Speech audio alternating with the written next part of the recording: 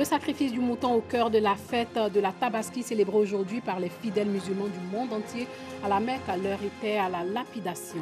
L'ancien sprinter Usain Bolt, qui rêvait de sa reconversion dans le football professionnel, a effectué son premier entraînement avec le club de Sydney aujourd'hui même, un jour de ses 32 ans.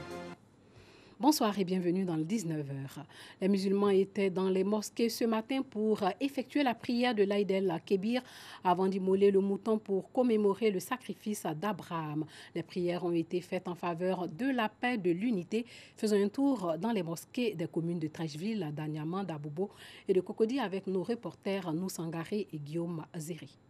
Pour la fête de l'Aïd el-Kébir, c'est ici, au sein du groupe scolaire Plateau d'Anyama, que les fidèles musulmans se sont donné rendez-vous. Dans son prêche, Saïd Diaby, l'imam principal de la grande mosquée d'Anyama, a expliqué aux fidèles le sens de la fête du sacrifice avant d'exhorter les autorités politiques et les jeunes de la cité de la Kola à être des artisans de paix. Chers fidèles, il faut nous revenir aux vertus essentielles de notre religion qui sont la générosité, la charité, la pitié et la compassion. Le message de l'imam a reçu 5 sur 5 par les fidèles. Quand il y a la paix, la religion marche. S'il n'y a pas la paix, la religion ne marche pas. C'est pour cette raison que tous les religieux prient toujours pour que la paix règne. L'immolation du bélier a mis fin à la grande prière de la fête du sacrifice à laquelle on prépare le sous-préfet d'Anyama et le général Diomandé Vagondo, chef d'état-major particulier du président de la République Alassane Ouattara. Comme à Anyama, la communauté musulmane de Treichville s'est rendue à la grande mosquée de la commune à l'avenue 8 pour la prière de la fête de l'Aïd el-Kébir. Prière au cours de laquelle les fidèles ont été invités à être des modèles dans la société. Cette fête devrait être pour nous l'occasion de renouveler nos vœux, de renouveler nos prières au Dieu Tout-Puissant afin qu'il accorde la santé, la paix intérieure, la paix à notre pays. Tout ce que nous allons faire comme sacrifice, que Dieu nous le rende au centuple. Rappelons que le sacrifice du mouton marque la commémoration de l'acte d'adoration d'Abraham, le père du monothéisme. Vêtus de leur plus beau boubou en ce jour de la Tabaski, fête marquant le sacrifice d'Abraham à Dieu, les fidèles musulmans se sont rendus dans les différents lieux de prière pour sacrifier à la tradition des 2 rakats de la grande prière de l'Aïd el-Kébir. C'est un sens très important pour nous dans la mesure où il symbolise vraiment notre soumission totale à Allah subhanahu wa ta'ala. À Anonkwa-Kouté, les fidèles se sont retrouvés à la mosquée de la nouvelle gare d'Abobo pour la prière. Une prière dirigée par l'imam Moussa Tiara. Ibrahim alayhi salam était réconciliant et cette réconciliation que nous recherchons tant pour notre pays. Et Ibrahim était un homme de paix et nous voulons que notre pays vive dans la paix et dans la quiétude. Je souhaite la paix pour mon pays, la cohésion, la fraternité, l'amour entre les Ivoiriens.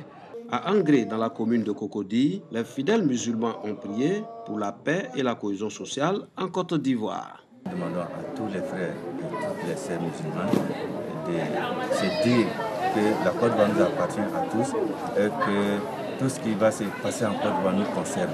C'est un jour de partage, c'est un jour de générosité avec les amis, les frères, les voisins et tout le monde.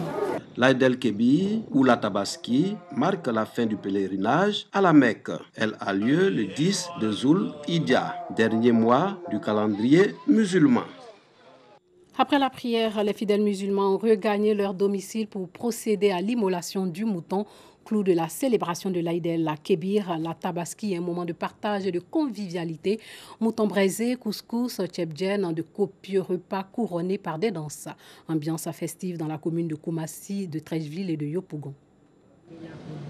Treichville, les rues sont désertes. Nous sommes chez la famille Camara au quartier Arras. Ici, une fête est organisée en l'honneur des enfants. Je suis très heureuse puisque je viens pour fêter à mon grand-père et toute la famille. On se réunit pour fêter. Je suis heureuse de fêter en famille et je prie Dieu pour qu'on refête encore la fête de Tabaski en famille. Au menu, de la viande de mouton préparée ou braisée. La fête de Tabaski, occasion d'adresser ses intentions de prière à Dieu pour la famille et pour toute la Côte d'Ivoire. À cette occasion-là, on prie le Seigneur. On prie l'intelligence universelle et infinie qu'il fasse en sorte que la sagesse habite chaque dirigeant, chaque personne de la classe politique, afin qu'il préserve la paix en Côte d'Ivoire. Koumassi, le constat est le même. C'est la joie chez la famille Tal lors de cette fête de Tabaski. La fête de la Tabaski, c'est une fête qui rassemble tous les musulmans.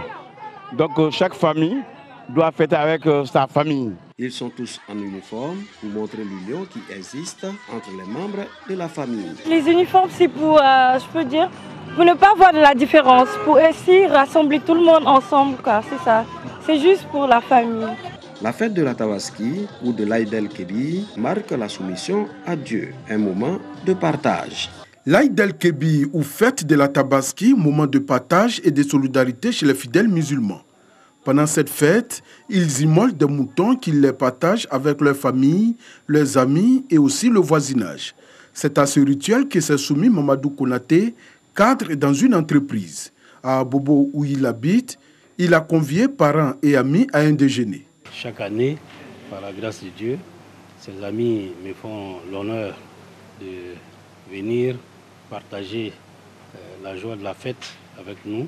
Inviter tous ses amis, musulmans et non musulmans, à venir partager le repas de la fête et compatir à l'événement. Je crois que c'est très important. Si ce moment de convivialité et de partage est une réussite, c'est en partie grâce aux maîtresses des lieux. Chez M. Konaté, sa fille, en l'absence de sa mère, a proposé un menu varié. Alors on a du fonio, du foufou, du tchèvre, de pommes de terre sautées avec du poulet. Un peu plus loin, à Angré, chez Poka Gira, un opérateur économique. Ici, la cour est beaucoup plus animée. Les jeunes du quartier, comme chaque année, sont venus partager ce moment avec lui. Pour satisfaire tous ses invités, 3 moutons ont été immolés. Ici, dans le quartier, je suis aimé par tous les jeunes, par tous les voisins, vraiment, je suis aimé. Donc, chaque fête, Tabaski, Ramadan, tous les jeunes viennent ici, mangent, on s'amuse ensemble. Depuis plus de 20 ans que nous sommes au quartier, c'est comme ça, c'est une fête de retrouvailles. À chaque fois, c'est toujours la même chose, tu vois. Les gens viennent de part et d'autres quartiers. À la Star 8, toujours à Angré, chez la famille Bakayoko, le repas est terminé. On échange pour passer le temps en attendant le choukouya qui est au feu.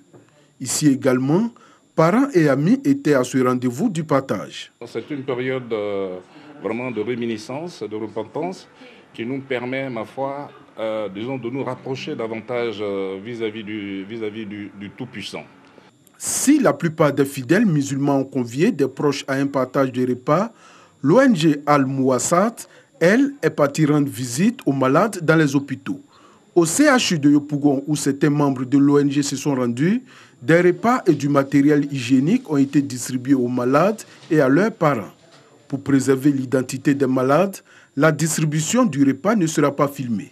Aujourd'hui, surtout, nous faisons la ronde des pédiatries parce que c'est le thème même de notre activité, la Tabaski pour la pédiatrie. Vous êtes sans ignorer qu'à l'hôpital, vraiment, les conditions sont un peu difficiles. Il y a des parents démunis. C'est le but, en fait, de l'activité. Ce sont 2000 kits alimentaires et du matériel hygiénique qui ont été distribués dans 14 centres de santé à travers tout le pays. L'ONG Al-Mouassat mène cette action sociale depuis 18 ans. Plus de 2 millions de fidèles en pèlerinage à la Mecque ont entamé aujourd'hui le rituel de la lapidation au premier jour de l'Aïd al-Adha, la fête du sacrifice célébrée par les musulmans. Ils avancent sous l'œil vigilant des forces de sécurité pour jeter des cailloux sur la grande stèle dans la vallée de Mina, près de la Mecque, dans l'ouest de l'Arabie Saoudite. Hier, ils étaient sur le mont Arafat. Le reportage de notre envoyé spécial à Moussa Konaté. C'est l'étape la plus importante du Hajj, le 5e pilier de l'islam. Ce lundi 20 août, les pèlerins sont au pied du mont Arafat, lieu où le prophète Mohammed, le prophète de l'islam, a fait son dernier prêche en prônant l'union entre les fils et filles d'Adam. Arafat signifie se connaître, créer l'harmonie, la cohésion, l'amour, échanger aussi les adresses, pourquoi pas les affaires et la foi aussi, découvrir les autres augmenter la science de la connaissance et avoir aussi les attributions que Dieu t'a données, qu'il n'a pas données aux autres, pour que tu puisses reconnaître ça en toi. C'est toutes ces reconnaissances qu'on appelle Arafat.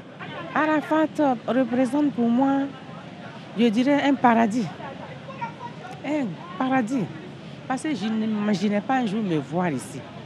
C'est une joie immense pour moi. Parce que c'est un moment que j'ai désiré, ça fait des années.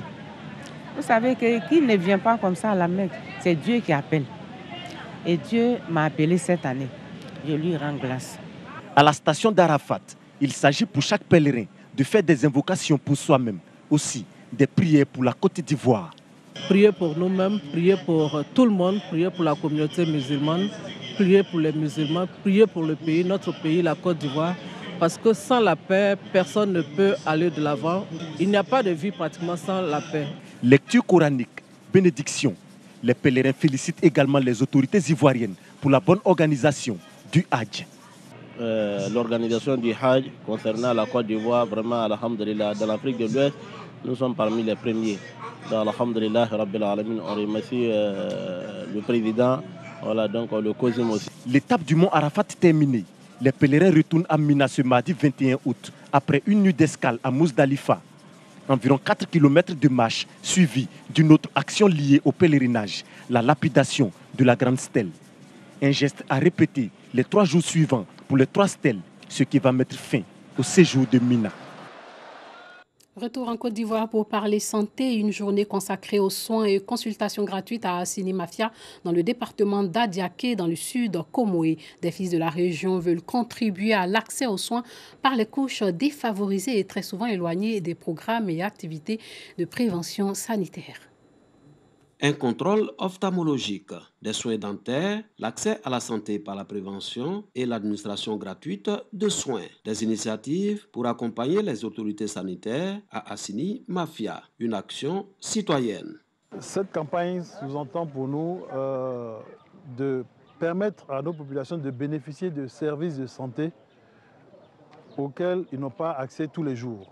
Une population en santé, qu'elle soit jeune, adulte, et même vieille, c'est un facteur de développement. Des zones reculées, pas toujours concernées par les différents programmes de vaccination ou de sensibilisation contre les pandémies. Les bénéficiaires satisfaits donc. C'est une très bonne initiative pour nous, puisque nous n'avons pas les moyens pour nous soigner. Si aujourd'hui nous sommes là, quelqu'un pour nous aider à recourir à la santé, c'est une initiative à vraiment encourager. Cette initiative, dite Journée médicale d'Assini Mafia, est à sa première édition.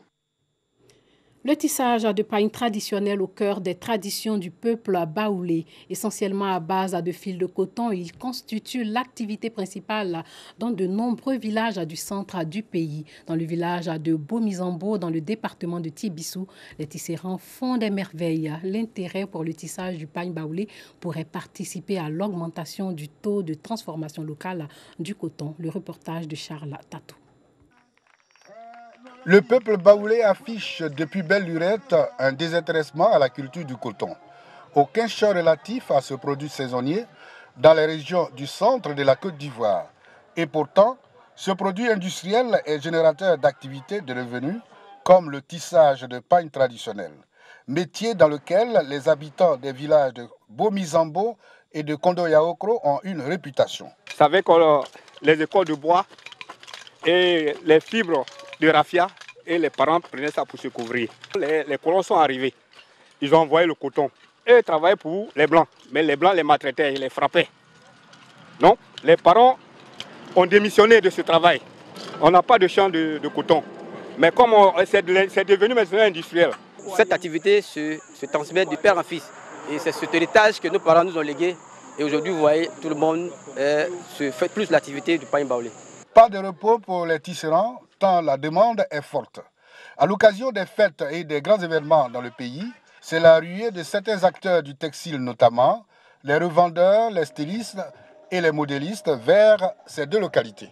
Nous sommes là dans le cadre de la promotion des pains traditionnels et autres. Ici, nous sommes logés à l'hôtel, pas à quelques 200 mètres d'ici, dans ce village. En tout cas, pour le moment, tout marche bien. Actuellement, j'ai une cliente qui est venue commander une tenue quand je fais un défilé. Et je vais prendre un pagne ici pour lui faire une grande tenue, elle doit aller au Mali pour un gala. L'activité de tissage de pagne traditionnel baoulé nourrit son homme. Elle a même généré d'autres activités de revenus autour d'elle et contribue pleinement au développement des villages de la tribu Bomi. Parmi ces nouvelles bâtisses que vous voyez, il y a des tisserands qui sont propriétaires de maisons.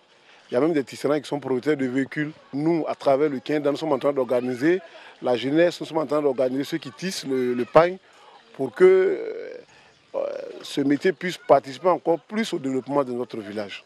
Pour l'unité et la consolidation de la cohésion sociale, les cadres de Bomizambo et de Kondoya Okro œuvrent activement pour la fusion des coopérateurs de la filière pagne des deux localités.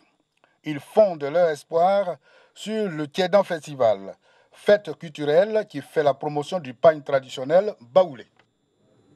La légende jamaïcaine du sprint, Usain Bolt, participe le jour de ses 32 ans à sa première séance d'entraînement avec le club australien des Central Coast Mariners. Bolt veut concrétiser son rêve de devenir footballeur professionnel.